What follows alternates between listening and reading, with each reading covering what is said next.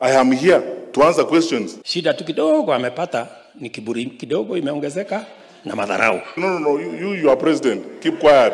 Wewe relax, William Ruto. Relax. Tutakushughulikia. Hii ni mambo madogo. Haya ni mambo madogo sana. This is the pandemic of lies. Hiyo ni mambo mzuri. What is the problem? Sio ni sawa. This is the petty. It's empty. There's nothing. It's hollow.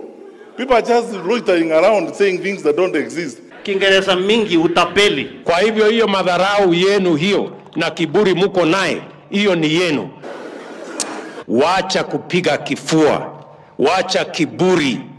Wacha madharau. You asked me, so I'm just responding to your question. Wanatupigia sisi kelele. Hata mwingine akisimama hapo Nyamira aombe kiti ya kettle dip ya mzee ametaa hawezi pewa. Tusamene tu. Ndio mimi naambianga nyinyi hata Mungu hawezi rudi mapema kwa sababu wakora ni wengi kwa hii dunia. Walikuonesha madharau, endelea Kuwa na heshima kidogo.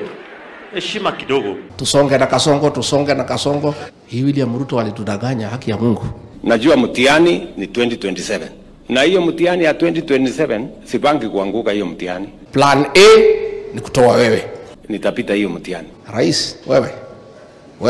Wale wanaongea mambo mingi wajitayarishe kwa hii mtihani. Lakini mpango ile tumepewa na Wakenya, kwanza the most urgent ni kutoa wewe. Start thinking big. Wasiongee tu hivi, they must have a plan. And that plan must be better than mine. Politics is a game of mathematics. Period. Na hesabu ya siasa is addition, not subtraction. Lakini kama ni kuongea tu hii kelele, watazama asubuhi na mapema. Tumepeleka, tuko na evidence iko hapa hata kwa hii karatasi hii. Sasa tutafanya aje?